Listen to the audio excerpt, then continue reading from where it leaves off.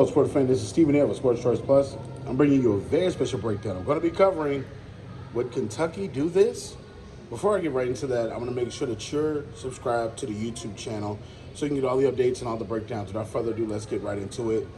Coming off the heels of the news conference from John Calipari, there was a lot of uncertainty around not only the statement that he made during the maybe 6 or 7 minute Twitter conversation, but John Calipari talked about there needing to be a new voice in Kentucky.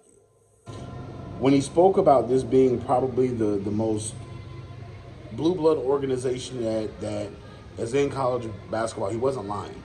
From the standpoint of the rich history in Lexington, Kentucky, Kentucky basketball has been one of the royalties of basketball, college basketball, for some time.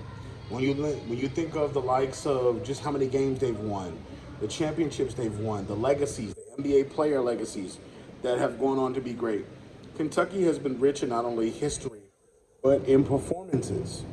You look at just what they did this past year. They had a pretty good squad, but they didn't get past the first round.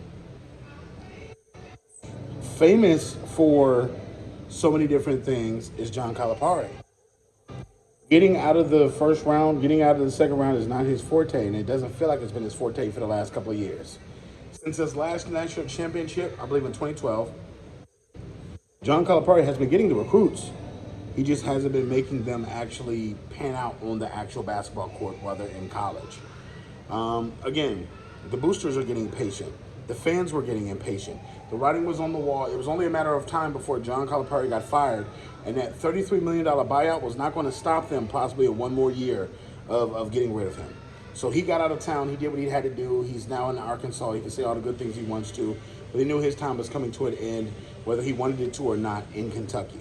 So rather than be fired, you can go off and jump to a school that's paying you $10, $12 million, and you can still do the same thing. But would Kentucky look down a different path that they've never looked before? Would Kentucky look to one of the most dominating trailblazers that we see in college basketball?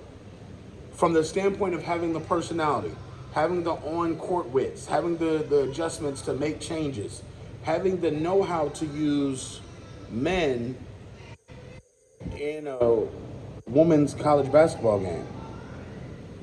You see, I'm talking about, would the likes of Staley be on the radar of Kentucky? The national championship, multinational championship head coach of the women's South Carolina Gamecocks. They just finished out another historical undefeated season.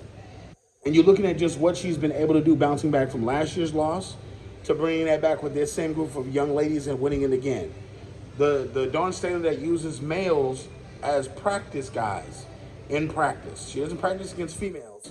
She practices against males. She has her Lady Gamecocks practice against guys. Being a great recruiter of young ladies, being a great personality in the press, being somebody that can be a pillar with the University of Kentucky, go outside of their thinking and hire a woman.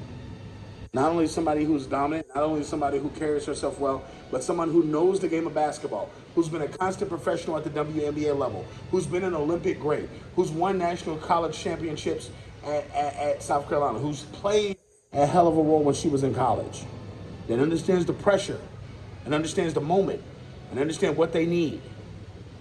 If I'm the University of Kentucky or a booster or someone who has a voice in the conversation, instead of looking at Jay Wright, instead of looking at Bill Self, instead of looking at all these other coaches in college on the male side, Dawn Staley is somebody you should give the look to.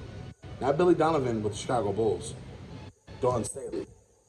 I feel like this would be groundbreaking. I feel like she would do a great job. She would have her finger on the pulse and the focus. Not only would she take the SEC to a new level on the men's side, she would also get players drafted. I feel like she could do the same thing Coach Cal does. She has a great personality. She has a great body of work. She can lean on and say, hey, I've done this at this school. I've done this here. I've done that. Just a thought. Kentucky, you're looking for the best candidate, right? Dawn Staley's your young lady. What do you guys think? Are you South Carolina fans, Kentucky fans? Get in the comment section below.